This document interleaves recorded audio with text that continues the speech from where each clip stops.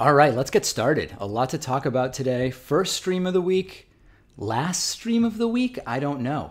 But there is a lot to talk about. All our little graphics and stuff. It's all working pretty well now. We've got latest contributions through either Streamlabs or Super Chat. And when people actually make a contribution, let's see if I can trigger one of these. It'll look like this.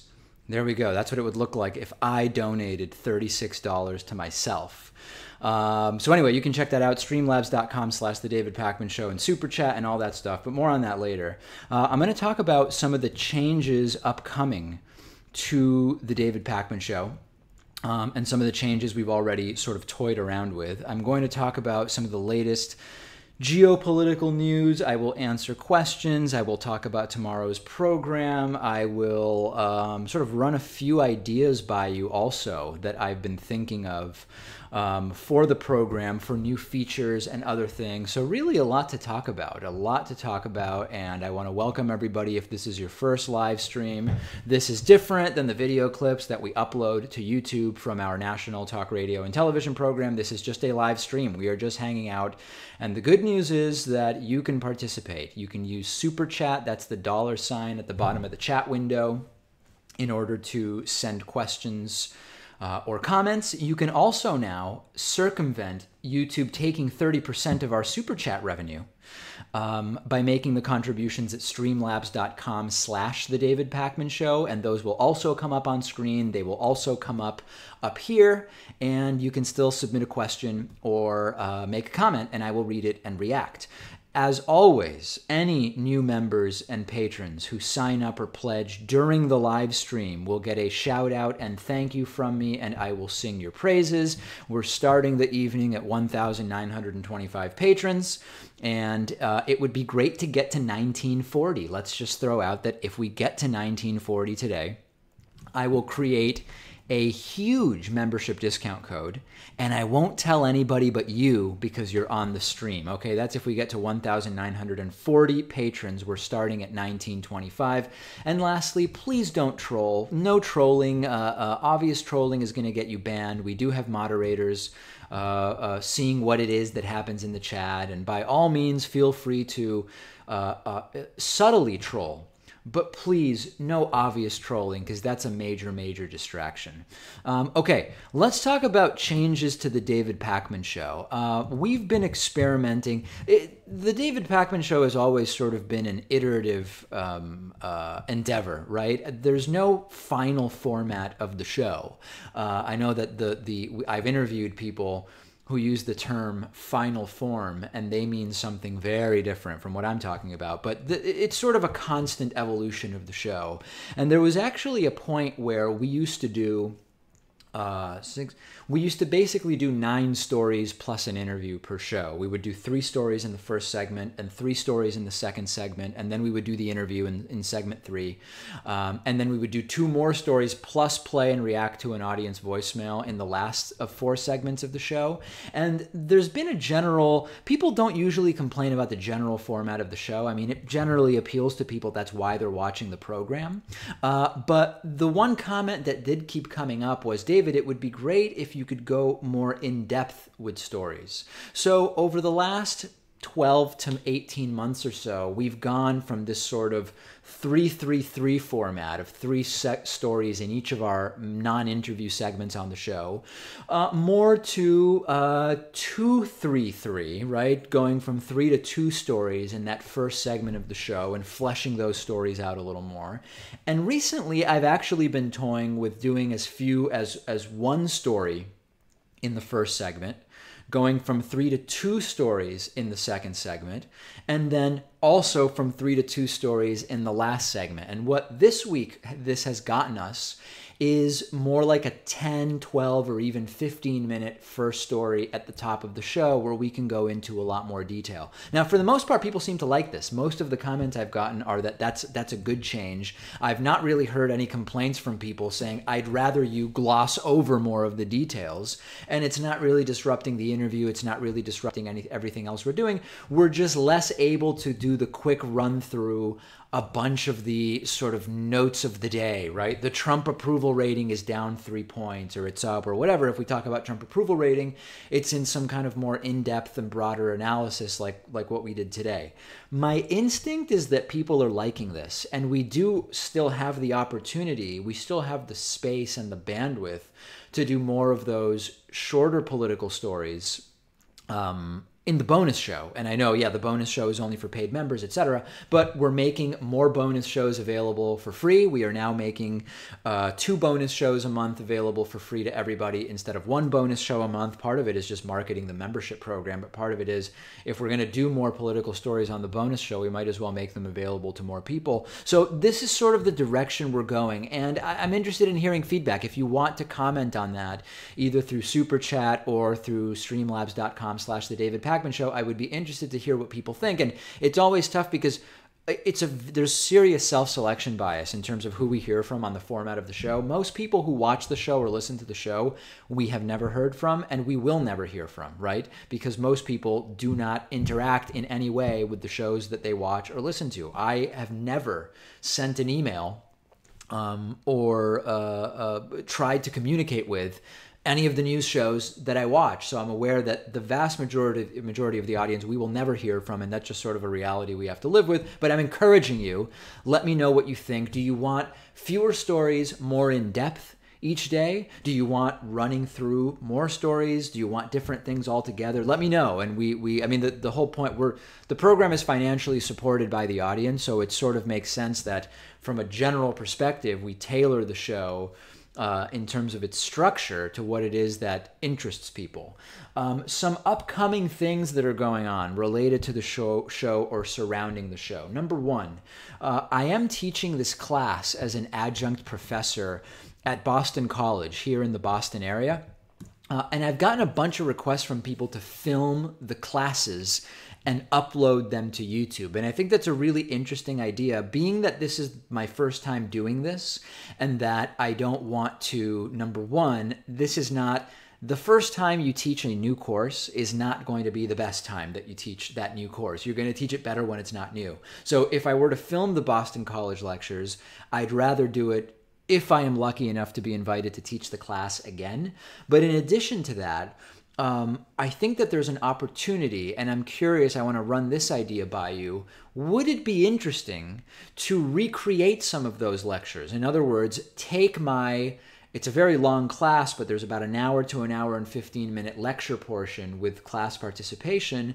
What if I recreated that with my PowerPoint slides and really went into depth on some of these media literacy and critical thinking and journalism issues in a for YouTube format, right? So it would not be filming in the class, but I would sort of redo that lecture.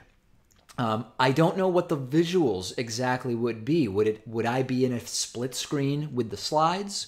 Would we be cutting back and forth? I don't know. So if that sounds interesting to you, please get in touch. Let me know. Make yourselves heard. If that, potentially this would be a sort of Patreon or membership benefit, right? That would be an interesting thing to look at, doing these long lectures as a bonus content type of thing. And also there's the possibility of maybe getting somebody from the audience who says, hey, I can edit this together for you. I would like to work on this with you. What if you record just narration and then the visuals are just slides? Or what if you record yourself like you're doing right now, send me the slides, and then I will cut it together in an interesting way? If that sounds like something, that's a way that some people always email me and say, David, how could you get that? How could I get involved with the show in some way? I'd like to volunteer my time. This is a way. This is something we could work together on if you have the skills to sort of make this happen in an interesting way. We're already 4 classes in, right? I already have 4 75-minute lectures that we could reformat and repurpose and put up on YouTube. Maybe there would be one free one, and then the rest are a Patreon benefit at the $5 level or the $2 level or whatever. I'm interested. And of course, you know, it's not the reason why I'm looking for new stuff to offer you is because we need to, for financial reasons, right? The reality is we're basically not making money on YouTube anymore. I heard today from my YouTube contact, sort of my YouTube partner manager, And I was asked, how are things going? And I said, this is how things are going. You have access to our revenue. Things are not going well. And I'm basically at a point where I need to just figure out new revenue sources. We can't count on YouTube the way we used to be able to for revenue. So that's where this idea for the lectures is coming from. In addition to this, I'm also increasingly being invited to speak at colleges and universities. And I've got a couple of these gigs already booked for this current semester. We're starting to look at gigs for the spring semester. So twofold opportunity there. Number one, if you are involved with any college club, group, or organization or department that might want to have me there, let's talk about that, get in touch. But also that's another opportunity where that's something that I could look at having filmed and maybe make that available on YouTube, maybe to premium subscribers at davidpakman.com/membership. Maybe we make that available at the $5 Patreon level or the $2 Patreon level or whatever. So also things that are that are going on. So that is what is coming up and things I am thinking about. And of course, we are very closely following, number one, how the Patreon supporter base is going. We're up to 1,925 patrons. I'd like to get to 2,000 as soon as possible. And when we do that, I've committed to doing an entire show from our broadcast studio with my hair uncontrolled. And I've spoken to some folks at the FCC, and they're not aware of any legal problems with me not controlling my hair. But on a sort of personal note, they did say, "Are you sure you want to do this? It could be bad." But I've committed to doing it when we get to 2,000 patrons, and I will stick to that. We started the evening at 1,925 patrons, but thanks to the generous $5 pledge from Grace Wire, we are now at 1,926. And 1940 is the target for the evening. And lastly, I'm going to jump into some more meaty politics stuff in a second. New members will also be thanked when they sign up. Paul Ward has just become a member at davidpakman.com/membership. And I do want to thank Paul for becoming a member. You can do the same thing at davidpakman.com/membership. And if you want a 40% discount, you can do that by entering the coupon code IVoted17. On the second page of the sign up. More thank yous upcoming, okay? All right, let me talk politics a little bit, some things that are on my mind, and then we'll start getting into super chats and donations that are coming in and all of that other very, very exciting stuff. So we did a story today on the regular show, and it was titled something along the lines of Trump threatens genocide at UN speech turned campaign rally.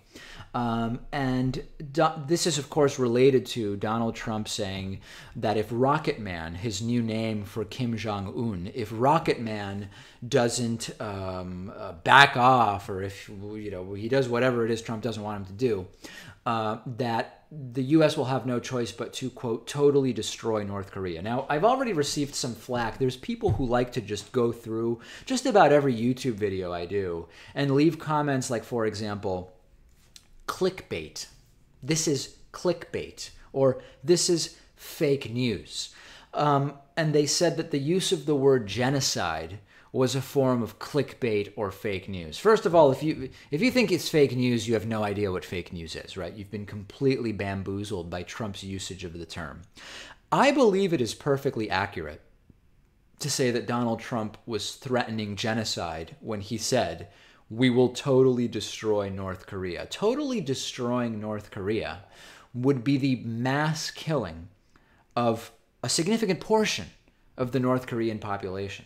And Donald Trump did not say we would have to remove Kim Jong-un from power. He didn't say military action would have to be done. He said we will have no choice but to totally destroy North Korea. And when you are president of the United States, and everyone knows the military firepower that the United States has, even before the additional $700 billion that has recently been authorized by Republicans and Democrats in the Senate, even without that, it's a credible threat when the president of the United States says we will have no choice but to completely destroy North Korea. So if your biggest criticism of my piece about Donald Trump's embarrassing, pathetic, and disturbing and downright dangerous speech at the UN is using the term genocide in the title is clickbait, you've already lost what now is popular among so-called classical liberals, the war of ideas. We hear so much from different elements of the political spectrum that we need to be engaging in a war of ideas and not shutting down debate and not using ad hominems or logically fallacious arguments. Saying that my argument is invalid because the word genocide is clickbait is not exactly debating the merits of what Donald Trump said, right? And not debating the specifics. So I think that the reason we're seeing these types of logically fallacious arguments against progressive YouTube channels and programs like the David Pakman Show is that the Trumpian right knows, if only subconsciously, I want to sort of qualify it that way, they know that it's not going well. They have to, on some level, realize that Donald Trump is not having the great success of making America great again that he campaigned on, and that it's actually quite an international embarrassment. So when you can only criticize a quite extensive analysis that I've done about this issue by saying the title is clickbait, and we've dealt with this before. If you've been following the program for a while, you know we've dealt with this before. You're already losing the argument. So make an actual case for why threatening the total destruction of North Korea is not effectively genocide. And then we'll have that conversation. If you want to make that argument via Super Chat or via streamlabs.com/The David Pakman Show or whatever else the case may be, by all means do it, and we'll debate it on its merits, okay? Okay, let's look at, we've got one Super Chat in so far, and it's from Cold War 45, who sent a $10 Super Chat. Thanks very much, Cold War. Make some things exclusive to Patreon and some things exclusive to membership. That way you can incentivize people that do one to do both. Yeah, you know, this is... I mean, I don't even know if this is the right venue to talk about this stuff, but there is sort of a difficulty with do we make the Patreon and membership benefits the same, or do we make them different? And the difficulty is I don't want to cannibalize membership with Patreon or Patreon with membership, right? And that is one reason why we would make the benefits totally different. We would say, here's the set of benefits you get if you become a member. Here's the set of benefits you get if you're a Patreon donor. And if they're different benefits, then you might do both if you like the benefits of both. The concern is it's really important to keep things simple, and not because people are stupid, but merely because people have lives. And I don't want to even make it so that people have to sit down and say, okay, let's see, I like the David Pakman Show, and I think supporting media that you value financially is important. Let me now evaluate what are the membership benefits and what are the Patreon benefits and how do they compare and what are the price levels and which one's a better value. That's why so far, if you remember, you get the bonus show, you get invited to the members only live streams, you get the full commercial free show and all that stuff. And on Patreon at the $2, $5, and $10 levels, you've got the exact same benefits available, just so that people do whatever it is that's comfortable for them, right? If you already have a Patreon account, it might be easier to just add us to the maybe 8, 10, or 12 shows you're already supporting on Patreon rather than making an account on our website, right? So this is sort of the logic of why we're doing it the way that we are doing it. So that's the explanation there, Cold War 45.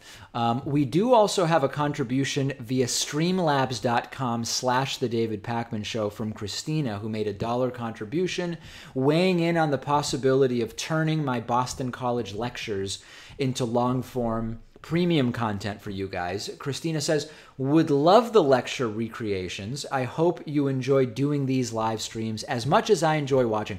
I do like the live streams. And, you know, as the show has grown, one thing that I have prioritized and that I think is very, very important is not to, and thanks, Dylan, for that contribution, and thanks for the contributor under the name of Natan Pakman. I think it's important not to sort of lose contact with the audience, and we now get, generally, we get about 1,500 YouTube comments a day. Unless I made reviewing YouTube comments my full-time job, I couldn't possibly keep up with every single comment. We get hundreds of emails per day, dozens and dozens of tweets and Facebook messages, and it does become difficult and this is a great problem to have for a show, it becomes difficult to keep up with every message. So I like doing the live streams to get a sense of what it is that's on the audience's mind and continue to iterate and improve the program for people who have ideas and have feedback. Dylan has sent a $5 super chat. Love your show and would love to take your class at Boston College. Any advice on thinking clearly, not allowing emotion to cloud your reasoning? Well, it's a very it's a question that could be answered in a very in-depth way. But I think that if you establish a good sort of epistemology and critical thinking base, you can react to all assertions in the same way. And that's, I think, the best idea, to take at least an initial emotional response away. If you hear an idea that aligns with your pre-existing views, and if you hear an idea that doesn't align with your pre-existing views, the best thing you can immediately do is, no matter what your gut reaction is, say, wait a second, how do I know if that's true? And on what sort of epistemological basis am I saying, here's what I believe? And if you can approach every assertion in that way, and it doesn't have to be a really formal thing, it just has to be, do I agree with that or don't I, and why? That's a good initial basis to really think about why it is that you believe what you believe.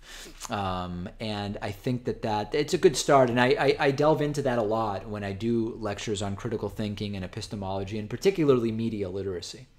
Okay, let's see what is next here. I want to try to go in the order that these comments and questions are coming in.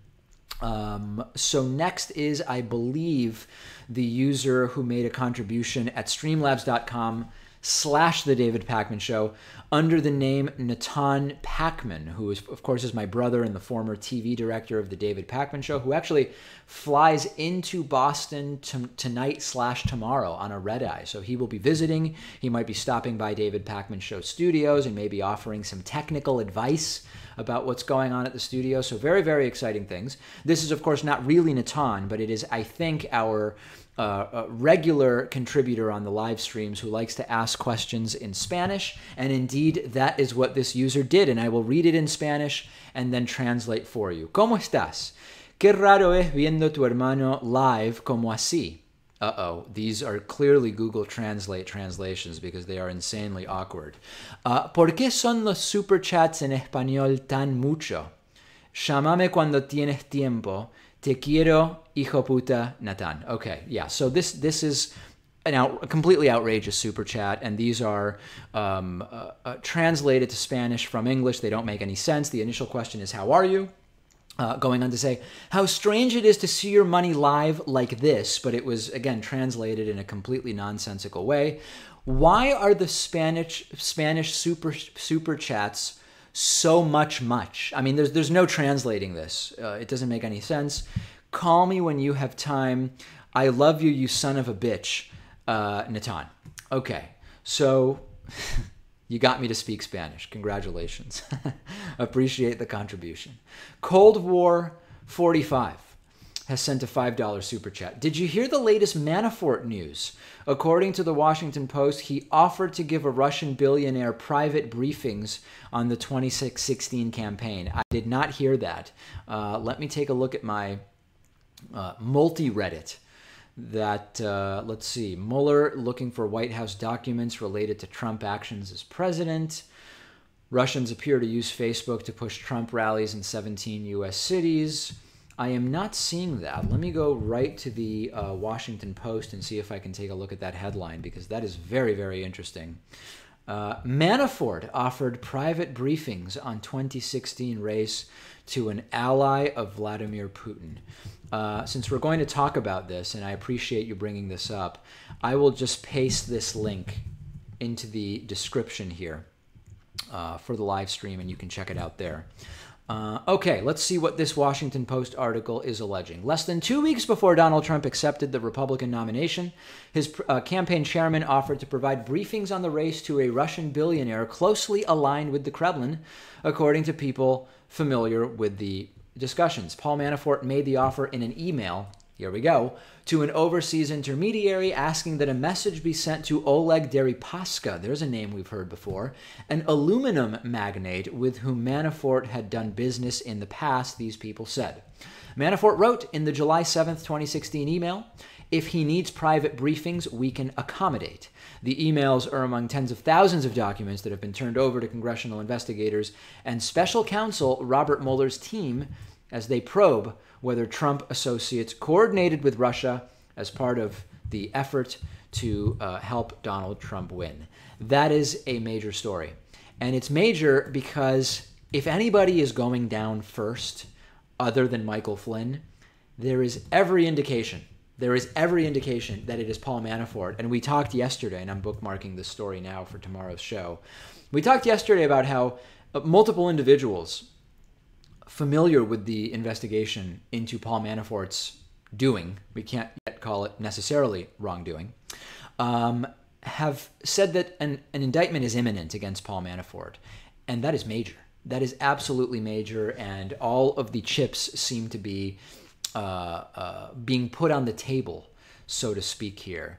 And it's going to get really interesting. Can anyone say at this point that the story about Russia is going away? And I've been making an effort. I've been trying to control myself and not cover Russia every day.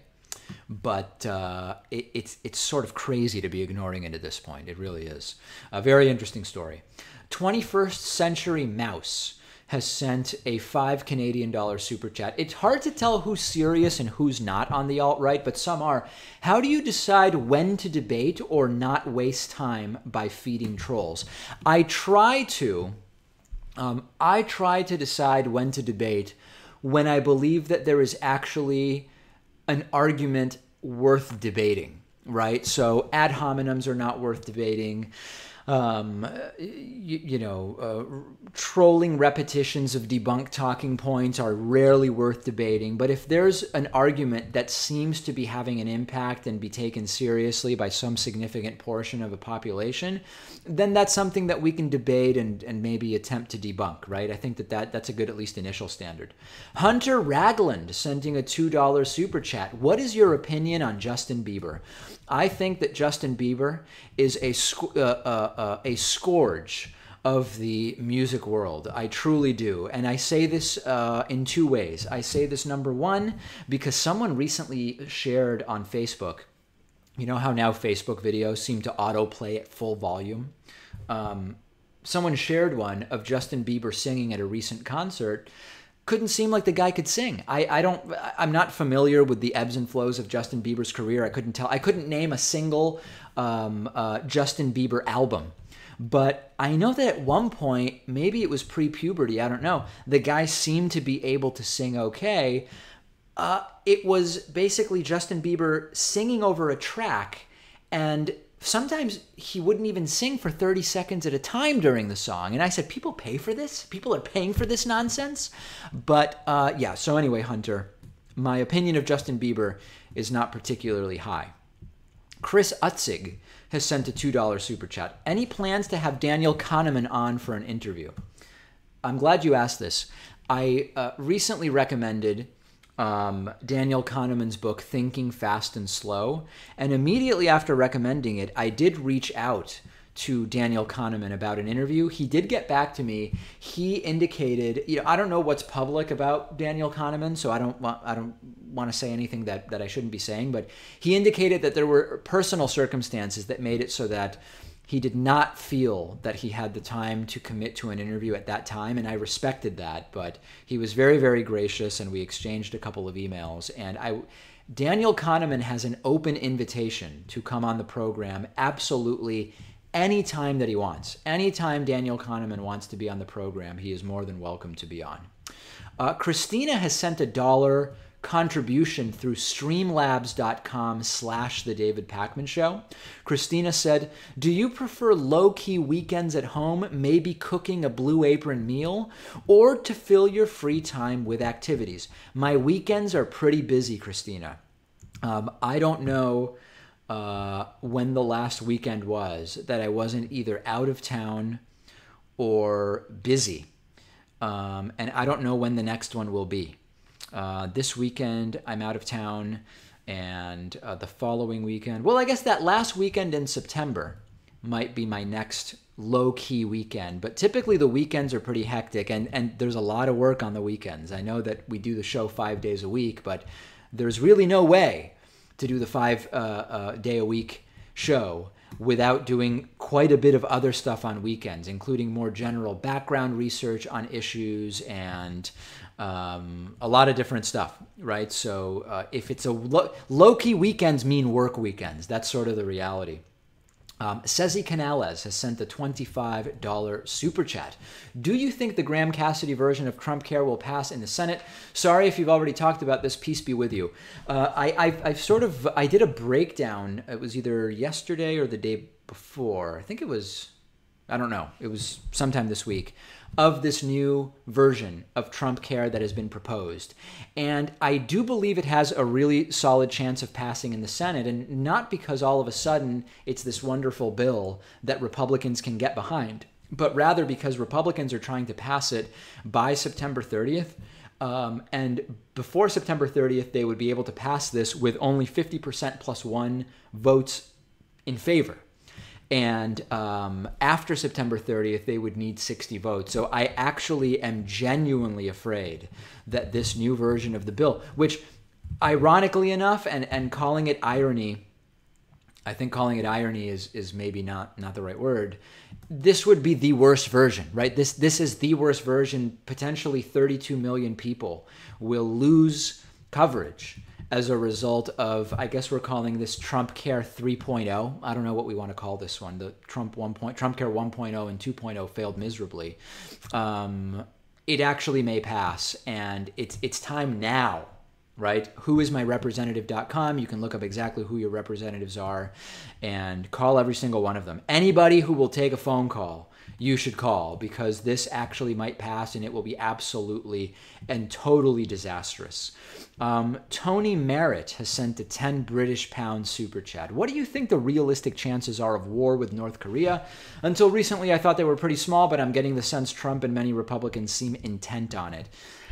I think there's a real possibility of a conflict, an armed conflict with North Korea. I'm not saying I want it, but I'm also not saying that they wouldn't deserve it, right? I think that we have a very belligerent country in North Korea. No one can deny that. I question whether the best path forward would actually be military action. If you've heard this before, I apologize for doing this again, but some people haven't heard this. I actually believe that there is a potentially better diplomatic option than sanctions, and potentially more effective option than an armed conflict with North Korea, which is, I get why if you're Kim Jong-un, you want to develop nuclear weapons. I say let's consider giving North Korea, treating North Korea like an adult and saying, hey, we want to talk to you about establishing and okaying a nuclear research program for you. But if you want to be treated like an adult, if you want to be treated like the other countries that do research of this kind, then you need to play by the rules. That means you agree to limit research and development as agreed upon by international committee consensus. You agree to allow in inspectors. You can't threaten other countries with use of nuclear weapons. You want a seat at the table? Here's an opportunity. And I've read some pretty interesting analyses from foreign policy experts who say this is barely getting a mention, but it really is worth considering. So I think that is something that Trump would likely never do. Trump wants to keep being belligerent about Rocket Man and all this other stuff, but I think it's something that would absolutely be worth considering. Okay, let me do some thank yous. We started the evening at 1,925 Patreon contributors. I put out there that if we can get to 1,940 Patreon contributors by the end of the night, I would create and release just for you. Won't tweet it, won't post it to Instagram, won't post it to Twitter, won't post it anywhere else. but I will announce it on the live stream, a huge coupon code off of membership. Okay, so the target is 1940. We had one contribution right at the beginning of the live stream. We have two more, one from Ash Mystery, who just pledged $2 a month. Ash, thank you. Ash is an incredible person. And we need the contributions at any level, even at $2 a month, even at $1 a month. And I want to thank Ash for making that contribution. I also want to thank Matthias Fields. Matthias Fields has made a pledge at patreon.com/David Pakman Show of $5 a month. $5 a month. That gets us to 1928. We are now at 1,928 patrons. The target for the evening is 1940. Help us get there. Help me get to 1940. And we will then create and release a 55% discount code for membership. Speaking of membership, I do want to say thank you to Gene Johnson. Gene Johnson has signed up for a membership at davidpakman.com/membership. I also want to say thank you to Veronica Catalina. I like that name. Veronica Catalina has signed up at davidpakman.com/membership. And Jenny Geyser, or maybe it's Gesser, has signed up at davidpakman.com/membership. All really great people. Listen, we've got a situation here where there is a sort of concerted effort being made. Trump talking about, let's make it easier to sue media outlets. Trump talking about demand that media outlets always use named sources. We've got an FCC that is trying to roll back the net neutrality internet freedom provisions that were enacted under President Obama, which would make it easier for big media to make it more difficult for small media like us to communicate with you by allowing for internet fast lanes and slow lanes, by not categorizing internet service providers as common carriers and really thinking of the internet as a basic utility, which it really is at this point. Who can deny that? And there is also a concerted effort through the YouTube ad boycott or demonetization to make it seem as though it's just too crazy to advertise on YouTube, and you should rather put your money in, if you're a big advertiser, into legacy media rather than YouTube, where programs like ours would have access to a little slice, right? So it's not a great situation out there. That's why I'm looking at extra content I can create for you that might incentivize you to become a member or patron. That's why I'm running ideas by you, like I did at the beginning of the live stream, about creating long-form versions of my Boston College lectures from the class I'm teaching and making them available to our paid subscribers and Patreon subscribers. All this stuff is, I'd rather just be hosting the show, but we've got to do it because of the financial situation. So the thank yous will keep coming, and I appreciate everybody who's contributed so far. Okay, we've got a couple other contributions and super chats that I want to mention. Oraki Cook has made a $3.68 contribution with the message, "G'day from New Zealand." Thank you. It must be, 8:38 in the morning on Thursday, September 21st there. Thanks for waking up with the David Pakman Show live stream. Showtime 8D7 has sent a $9.20 super chat. How big of an issue in day-to-day life is political correctness? Fox News and YouTubers make it seem as though lefties are triggered by everything. Listen, I am not afraid of calling out oppressive political correctness when it exists, but it doesn't exist that much. And you will see, there's a cottage industry out there. And it's kind of sad, right? I mean, I'm here trying to do a public service by informing as best I can our audience on important issues and doing a breakdown of what would the economic impact of the $15 minimum wage be? What would the detailed impact of Trump Care 3.0 be? And we are, of course, trying to self-fund. And there's this cottage industry of pointing to individual instances of what exists in the same way that it exists on the right. You also see instances of trying to limit conversation by the left.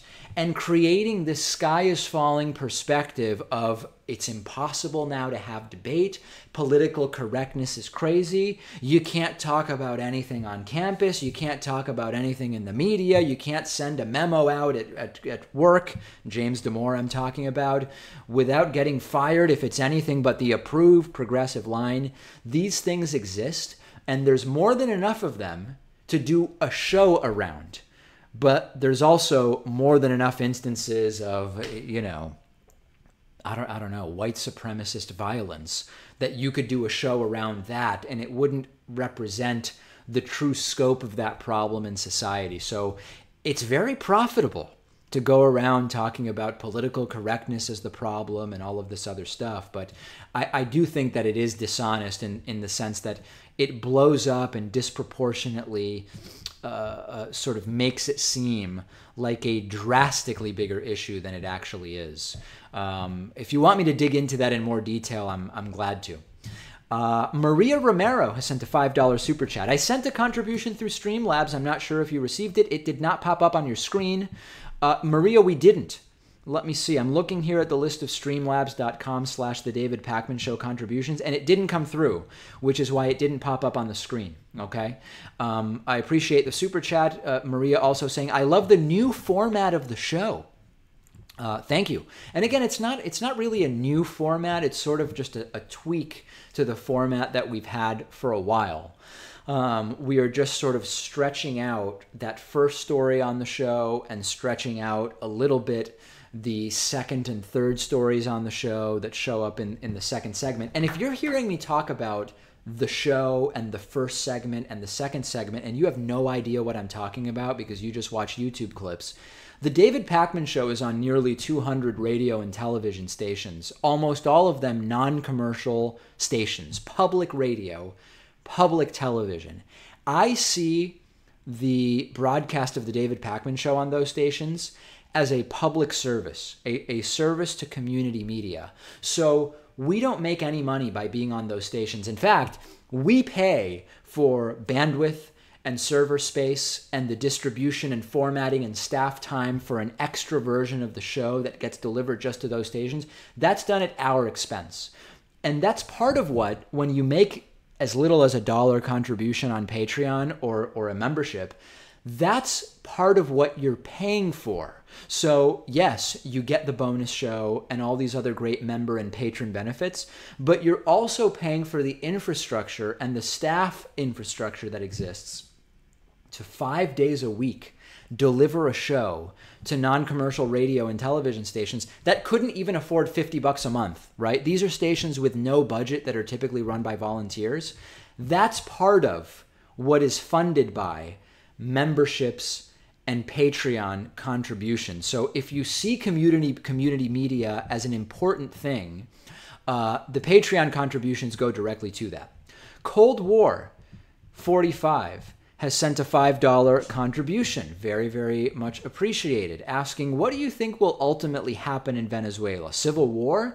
American intervention? Absolute dictatorship and repression? Something else? So when I talk about Venezuela,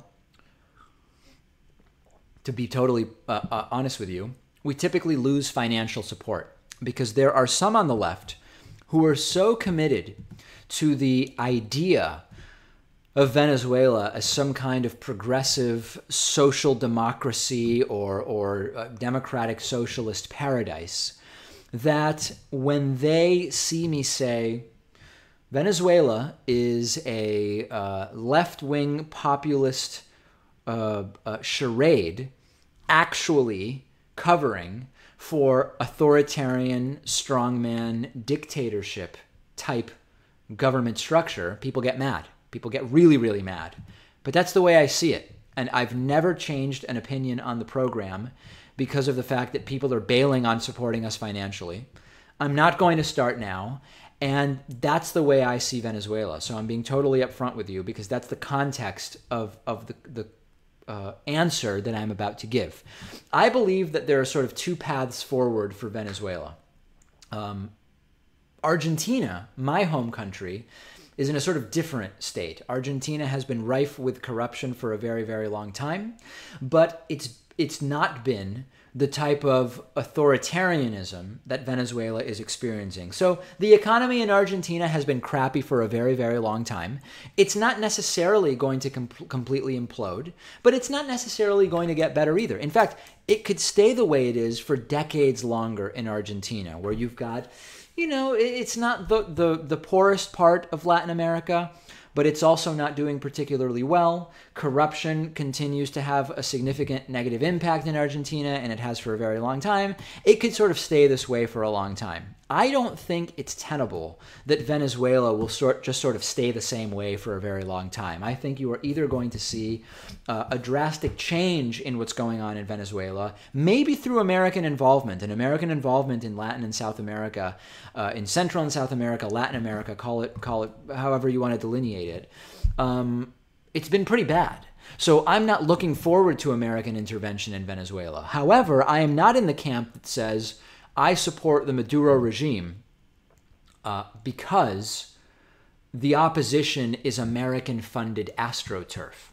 There's no doubt that the United States has an interest in what's going on in Venezuela, but I don't support non-democracies, and that's what Venezuela is. So I think that it could go one way where the situation implodes and you do see outside influence that changes the status quo.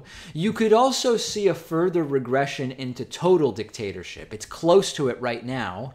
It's not there exactly, but you could also see that, and I genuinely don't know the direction that it will go. Okay, I think we've got another streamlabs.com/The David Pakman Show contribution. We've got a couple, actually. Let me do those first, and then I will get back to Super Chat. Sapper11 said, please invite me to your impeachment party, haha, with a $15 contribution at streamlabs.com/The David Pakman Show. Consider yourself invited. We will probably do, if impeachment proceedings begin, we will probably do some kind of wacky in-studio live stream or something. It'll be a big party. Even though I've actually been pretty upfront in my concerns about whether impeachment of Trump is actually the best thing to stop the right-wing agenda. It might not be. I won't redo that little rant now, but I've talked about that. Christina has sent a $5 streamlabs.com/The David Pakman Show contribution. Thank you for your time and effort. When did you know you wanted to commit to hosting a political commentary show? Do you have any regrets? My regret is not having taken it more seriously earlier, because I started The David Pakman Show when I was it a junior or senior at the University of Massachusetts? I believe I was a incoming senior at the University of Massachusetts. It started as a hobby once every other week. And as I was a senior and as I went directly into graduate school where I got my MBA, I continued doing the show, but really as a hobby. And only towards the end of my MBA program did I realize that my classmates were going to be financial advisors. I tried that, did an internship in financial advising, and even though I have an MBA with a specialty in part in financial advising, I realized that's not the direction I wanted to go. Consulting and working absolutely insane hours and banking, and this is generally where my classmates were going. I knew I didn't want to do that. And so really it was in the last semester of getting my MBA that I realized, let's give it a shot, really taking it seriously as a job. And fortunately it worked. My regret is, had I realized that earlier, the show might be even further ahead of where it is now. But other than that, no regrets. Adrian M. has sent a $2 streamlabs.com/The David Pakman Show contribution. In Spanish, David, ¿cuál es tu canción favorita en español? The question being, David, what's your favorite song in Spanish? I don't have a favorite song in Spanish, but three bands that I really like that are mostly doing music in Spanish are Los Pericos. That's an Argentinian, sort of like a reggae, alternative reggae band. I saw them play here in Brighton, and it's so funny. They sell out major venues in all of Latin America, particularly in Argentina, Chile, Mexico, for example. In the US, they're not that well known, and they played at Brighton Music Hall, which is a venue that holds, I would guess, 500 to 600 people, and it was more than half empty. It was, I mean, I was standing in the front row, effectively. It was standing room only. Absolutely great band, Los Pericos. You can look them up. Another one is Los Fabulosos Cadillacs, which is another sort of alt-rock band. And there is a third Argentinian band that I really like called Los Auténticos Decadentes. And they are more like ska.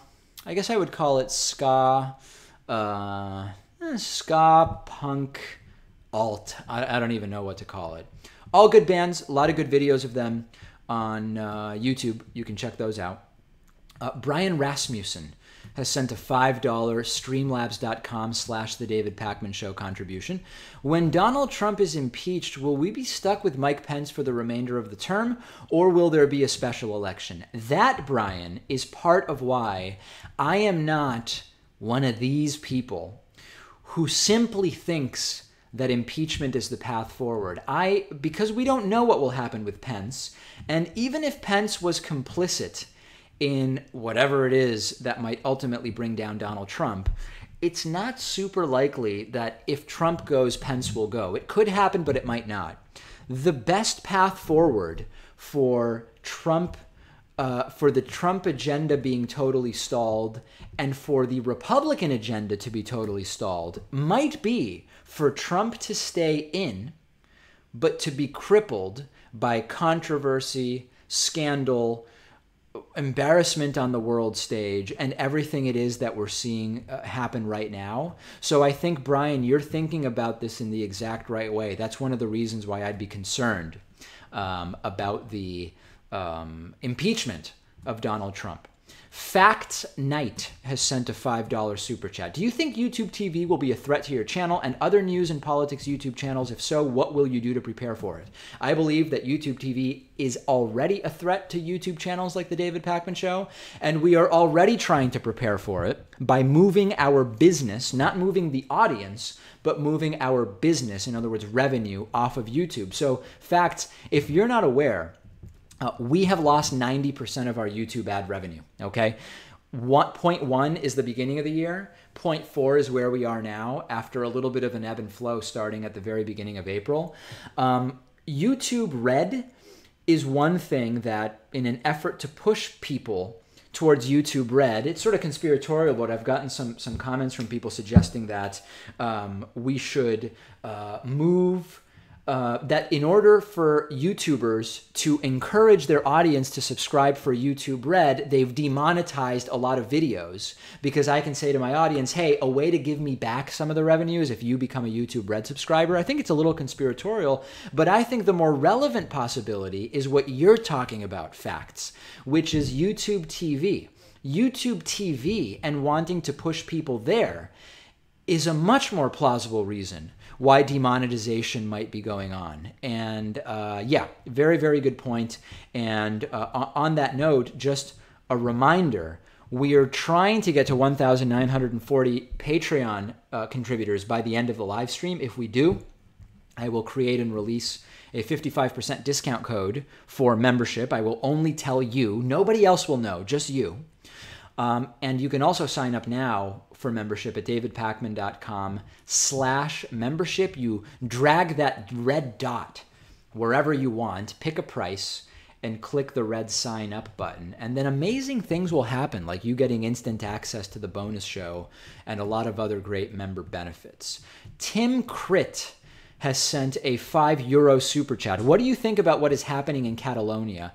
I've been following what's going on in Catalonia somewhat closely. Catalonia is in the middle of, well, there's actually a lot of backstory to this, but Catalonia is a region of Spain. It's a region of Spain that has had a more sort of independent, what would you call it? An independent streak, an independent desire to separate from the country of Spain. And it's quite controversial within Spain. It's controversial within Catalonia. And recently, things have really escalated. Spanish police recently raided several Catalonian or Catalan government agencies, as well as the telecom center. They are holding the secretary of the economy. We are also dealing with increased unrest in the streets in Catalonia. You know, I personally don't take a position on whether I think that they should become independent. I think that who am I as an American, despite having family in Spain, to say that the Catalonian people should or shouldn't be allowed to be independent. My concern is more the way that this has escalated, that tensions have increased drastically, and now you're seeing violence, you're starting to see oppression, you're starting to see all sorts of sketchy stuff going on. So, Tim, I'm considering maybe diving into this in more detail next week on the show. And I don't know. I know that there's a lot of our audience that doesn't really care for they care about world news that directly relates to the U.S., so what's going on in North Korea or Syria or whatever, but less interested in the internal struggles in countries. I think it's a pretty interesting story. I think that there is a lot to that story. And, we have the Kurdish independence vote that is upcoming, and that does relate to many of our allies in the United States, but maybe more of a direct connection than the Catalonia thing. But because I have family in Spain and my stepmom is from Spain and I've got cousins there, I have been following it, and I think it's a pretty interesting situation. Makeshift Altruist has sent a $2 question. Free will, true or false? Could you will otherwise? I don't know exactly what it is that you're asking me. Are you saying, does free will exist, or is everything predetermined? I believe that you can have sort of a biological determinism point of view, but still believe that what that biological determinism has enabled is humans to have free will and to make decisions freely. So I am not a sort of a black-white guy on the issue of free will, but I genuinely am not sure that I understand the question totally. And if you want to clarify, by all means, feel free. Adrian M. has sent a $2 contribution through streamlabs.com/The David Pakman Show. Another question in Spanish. I will read it in Spanish, in the original Spanish, and then translate it for you. Question is, David, ¿cuáles son tus pensamientos en el temblor de México? So the question is my thoughts on the earthquake that has taken place in Mexico. I think it's absolutely horrible. Of course, I think it's absolutely horrible. Mexico is a country that I've spent, I wouldn't say a ton of time in, but I've been to Mexico, I think, probably five times, I believe, and it is one of the most interesting places that I visited. I found the Mexican people to be some of the warmest people that I've ever come across. I was hoping to be able to make it to Mexico this year. It's not going to happen, unfortunately, but of course, any earthquake, any tragedy of the natural disaster kind is horrific, and there is no exception in Mexico. And what else can we say? I mean, we really cannot say much else. The infrastructure of a country, different countries, and even within countries, different regions of countries are differently prepared to deal with natural disasters, earthquake preparedness, hurricane preparedness. All of these different things vary in countries. It often is an economic thing. And it's absolutely horrible what happened in Mexico. Cold War 45 has sent a $5 super chat. I think Cold War 45 is officially the contribution all-star of today's live stream, asking, have I seen the trouble James Damore is in now after a tweet about cool Ku Klux Klan titles? Yeah, I did. I saw that James Damore, the fired Google engineer who I interviewed earlier this week. If you did not see the full 30-something minute interview with James Damore, please check it out because I found it pretty compelling. He tweeted something about how, I'm paraphrasing here, but it was something along the lines of, despite what you think about Nazi ideology and the KKK, that Nazi uniforms and titles in the Ku Klux Klan, like being Grand Wizard, appeal to young men, and that whatever.